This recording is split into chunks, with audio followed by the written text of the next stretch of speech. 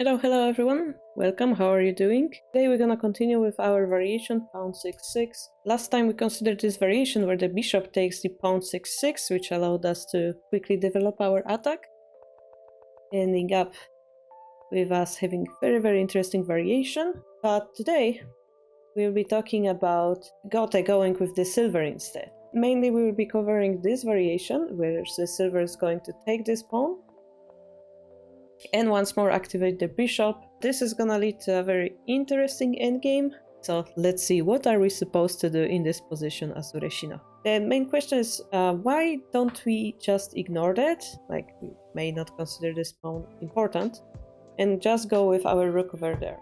Well, turns out that this Bogin attack that we've seen before, even though seemingly defendable, yeah, we exchange silver for gold, will leave us in a very weird position where we can never move this bishop. Once the bishop moves, they will be able to promote the rook, and this isn't really an acceptable situation for us. Also, we exchanging silver for a gold, so I wouldn't also consider that good for us. So here, center would be not so much playable. Therefore, we move this silver here, and if they gonna take this pawn, we go into the main variation. Same as before, we're gonna try to activate our bishop line, yeah?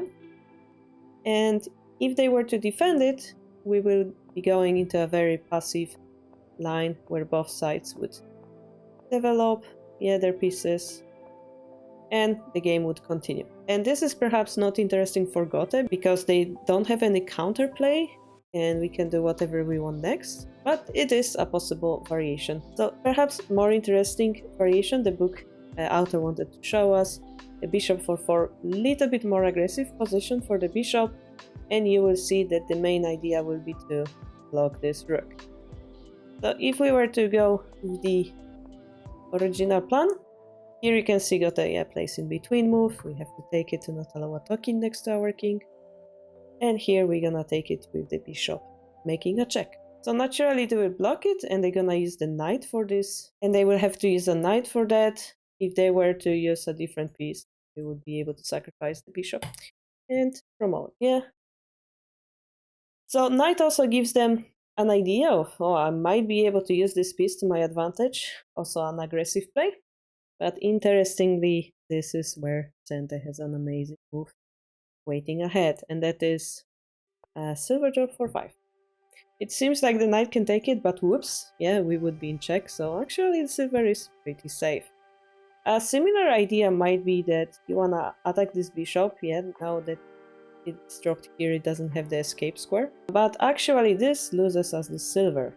As you can see, the rook can come all the way here, forking a king and the silver, so that would be, well, really bad, obviously. So we drop the silver here because it indirectly defends that pawn, yeah?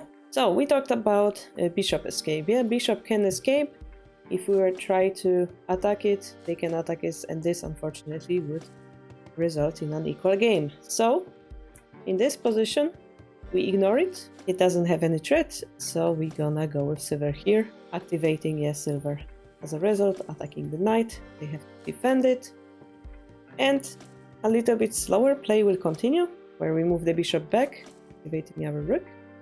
They're gonna block it with the knight.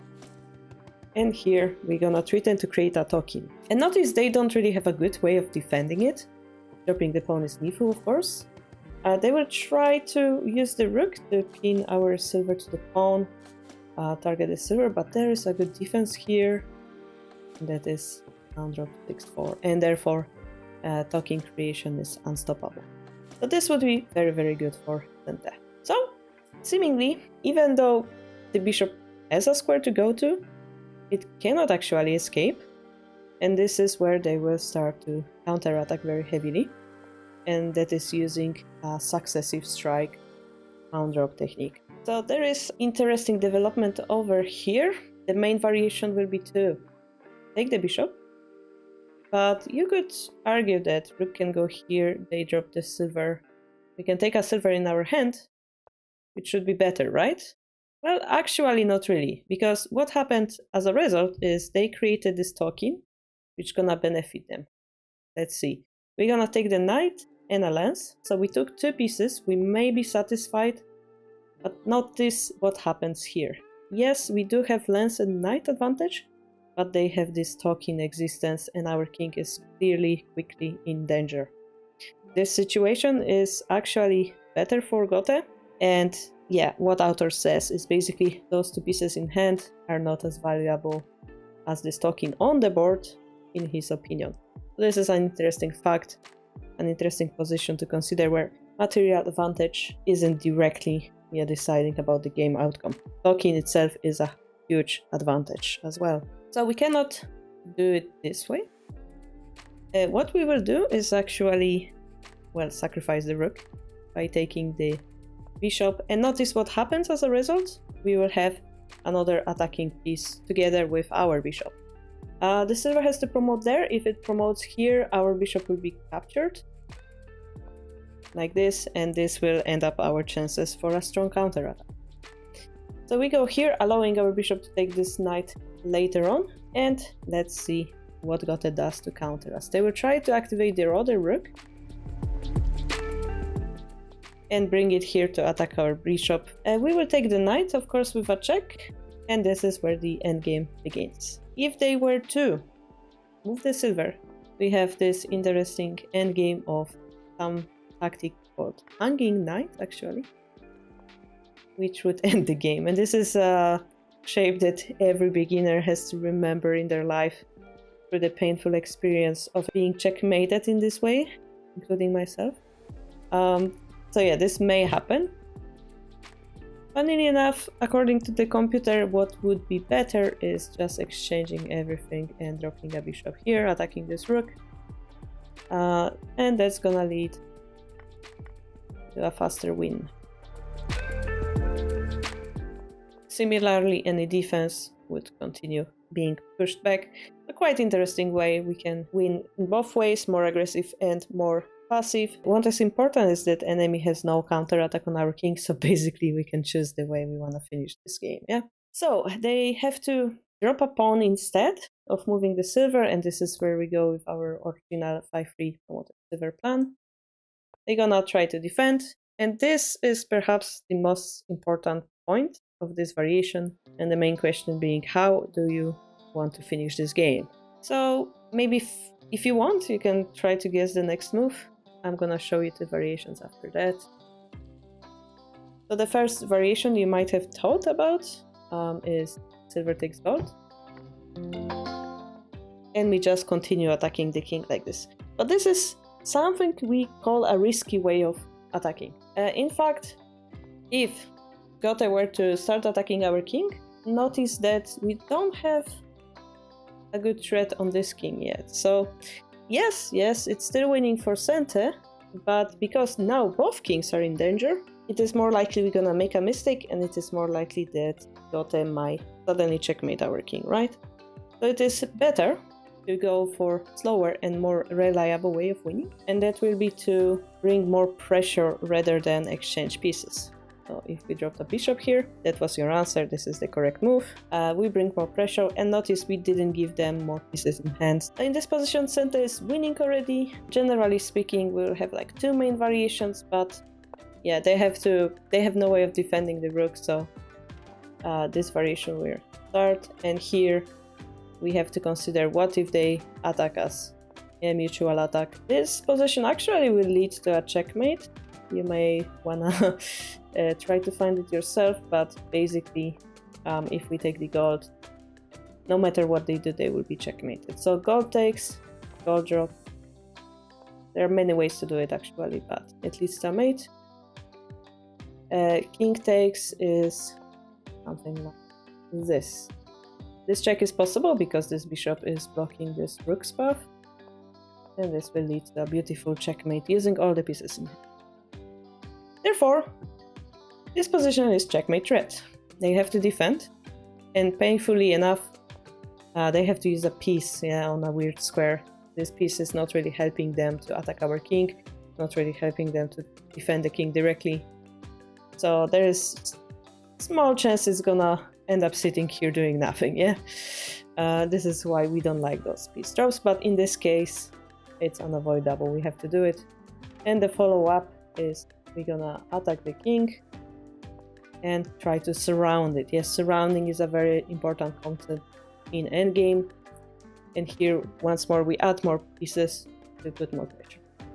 If they defend, as the book recommends, this knight drop is going to end up in certain win he-she position. No matter what Gote does here, they will end up being checkmate.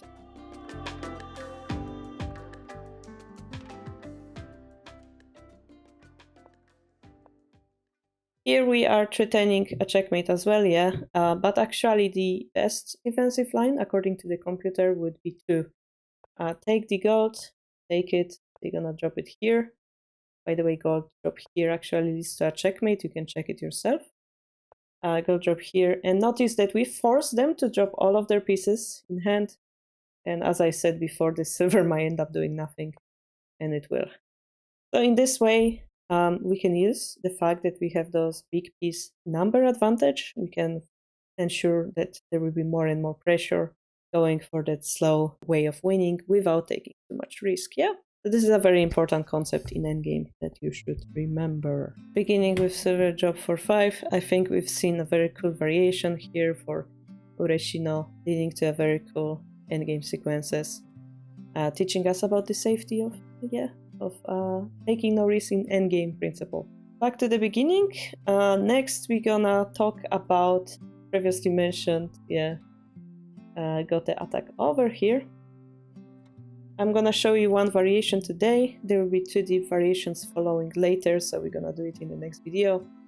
But the main idea of this attack will be that if we remember what we talked about in the beginning of the book, generally what we want to do is to use this silver over here to help defending, yeah?